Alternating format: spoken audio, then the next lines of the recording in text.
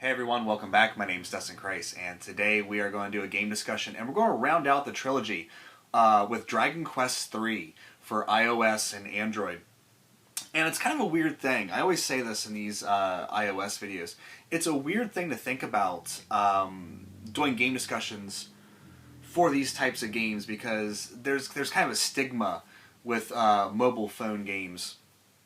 But really, when I think about it, my phone is becoming sort of my go-to gaming console. I got a lot of things on there. I got all three of the Erdrick trilogy of Dragon Quest on there.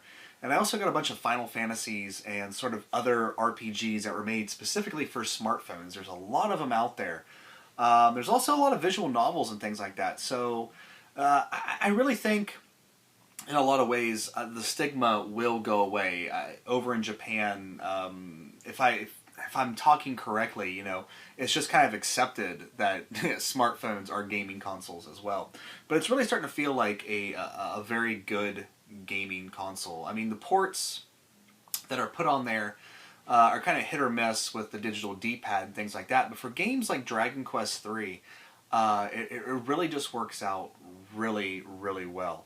I'm getting ready. I've been promising the Dragon Quest collection update. I have everything set out here, ready to go. Just finding the time to do it because I kind of want to do it all in one day.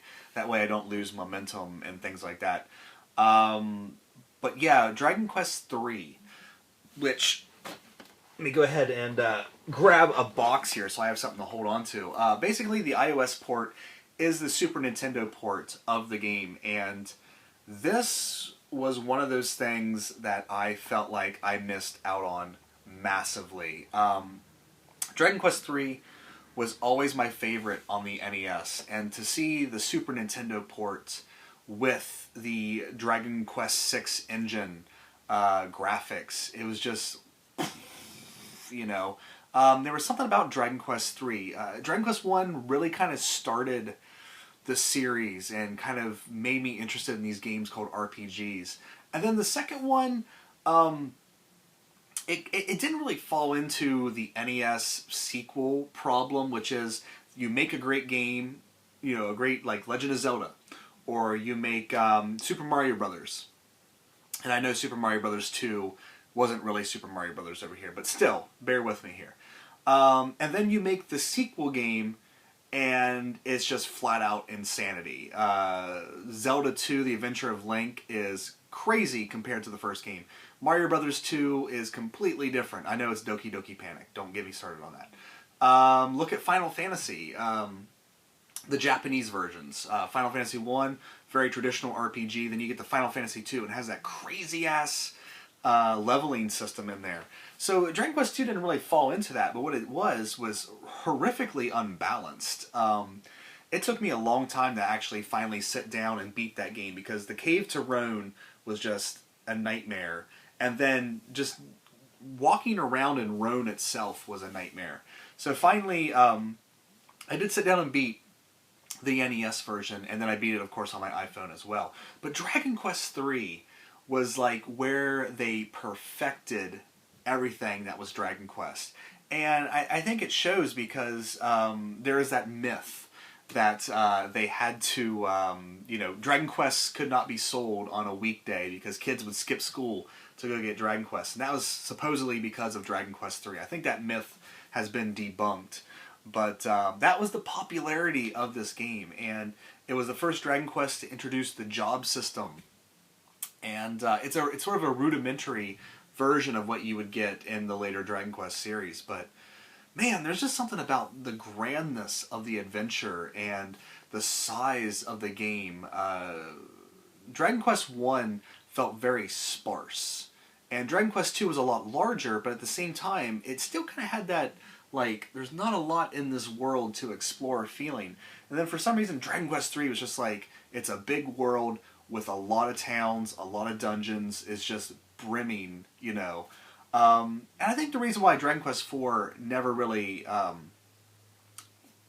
caught on with me that much was at the time is I didn't really enjoy the chapter system. I really enjoyed picking my team out at the beginning and having them all the way through like it was in Dragon Quest III. So there was really a nice sense of progression with Dragon Quest III. These iOS ports look gorgeous. I mean, they're basically pound for pound just straight ports graphically of the Super Nintendo versions. And for me, Super Nintendo graphics with an RPG is just gold, absolute gold. And I think a lot of these smartphone RPGs are really embracing that. And I think it's smart because a lot of these people that have smartphones nowadays are like you and I, who are older and have nostalgic feelings for things like these. Like Final Fantasy Dimensions. They have a game on there called Chaos Rings, and it looks a lot like a PlayStation 2 era RPG. But with Final Fantasy Dimensions, they went back to that 16-bit graphical style, and I think that's really smart for stuff like this because it pulls on our nostalgia. And I know that when Square Enix announced that they were going to release Dragon Quest 1, 2, and 3 on mobile platforms and not bring over Dragon Quest 7 and Dragon Quest 10, I was really miffed about that because I was like, oh great, we're just going to get a bunch of iOS ports. But I gotta tell you, I downloaded the first game because it was cheap, and then I was hooked. I was like, this is great. I have Dragon Quest with me wherever I go because Dragon Quest is my favorite series, and this one is my favorite game. If you've played Dragon Quest 3 before, the Super Nintendo port of it, you know exactly what to expect. Traditional, grindy, old school RPG action. Much like the other two iOS ports, the game does feel nerfed a little bit. There was a couple times where I was completely wiped out, but it's nothing compared to the old NES days where if you step over a bridge before you're ready, you're done. It does give you a little bit of leeway, which I think is good because Dragon Quest back in the day, Dragon Quest when I was a kid is a lot like me playing Wizardry now, where I'm just consistently getting my ass handed to me. So to kind of nerf it down a little bit, but still keep some of the challenge there. I really enjoyed that. But yeah, if you've played the Super Nintendo port, I would say that the iOS port is superior only in the fact that you can take it with you wherever you go. Because, you'll probably play the Super Nintendo port on like a custom firmwared PSP or something like that. It's a lot easier to carry an iPhone or an Android phone with you to play these games than it is to carry your phone and a PSP. So I kind of see where like playing these old school RPGs is getting really good on these iPhones. I'm playing Final Fantasy V on my iPhone right now and having a blast with it. The port of Final Fantasy II, the real Final Fantasy II, is buggy for some reason and doesn't want to load. But Final Fantasy V loads just fine and works well. And that's kind of the weird thing about these iOS ports, is that they're a little bit buggy. I remember doing my game discussion for Dragon Quest II, where I talked about how there was like a bug where if you went to a shop, it would crash the game, and then you just had to, I don't know, reload the game. I don't remember exactly how it got around that bug, because it's been fixed by now. But there are no bugs in Dragon Quest III. I didn't find one. The game crashed on me once, but that's because I had a bunch of other shit opened on my phone at that time. But, yeah, everything's there. I mean, it's just a blast to revisit all these places. And unlike a lot of the other Dragon Quest ports, they didn't do a lot of renaming of places and things. I felt like a lot of the name changes to Dragon Quest II kind of rubbed me the wrong way, because I feel like Roan is like the perfect name. It just sounds badass for some reason, and then they changed it to like Redadark or something like that, which might be the original Japanese name, I don't know. But the names in Dragon Quest III are the names, for the most part, of what I remember from playing the NES version. I flat out like the name Erdrick more than Loto, so I'm glad to see Erdrick was still around in there. But yeah, this is the third video I've sort of done for these iOS ports, and for a big reason I feel like I'm just kind of regurgitating the same information because it's Dragon Quest. It really doesn't change all that much game to game, which is part of the appeal for people who enjoy Dragon Quest series. It's Dragon Quest 3. You know, in a lot of ways, it's like Final Fantasy 6 is on iPhones. That's how I feel about Dragon Quest 3 being an iPhone. It's more expensive than Dragon Quest 1 and 2. Square Enix was having a sale, I think it ends today, of all their iOS games. So I think you could have got it for a little bit cheaper, but it's definitely worth the price. It's a lengthy game. It'll keep you going if you like Dragon Quest. Some people are put off by Dragon Quest, but for those who love it, I can't recommend it enough. I would say it's the definitive version to get because it's inexpensive and it goes everywhere with you. And whenever you want to sit down and play it, you're set.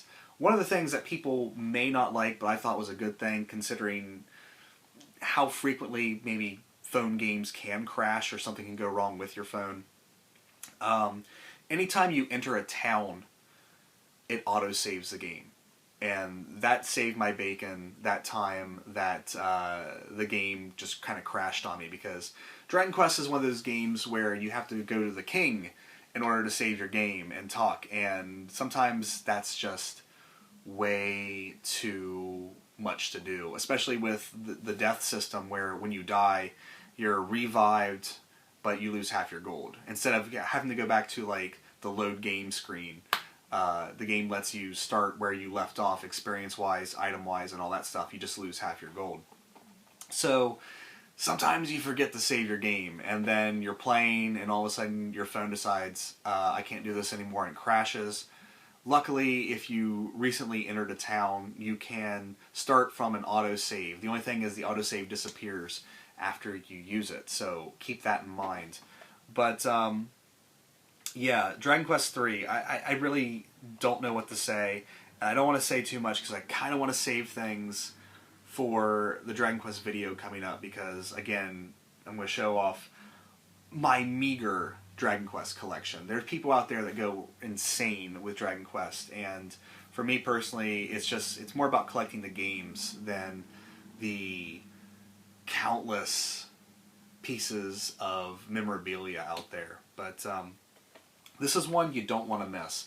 And if you have a problem with playing this game on a phone, definitely search out a ROM. There's translator ROMs out there. Play it on your PSP. There's numerous translated, what are they called? The facsimile carts. I can't remember what they're called because I haven't bought one in a long time. But there's a bunch of those out there you can buy, so you can play it on your Super Nintendo.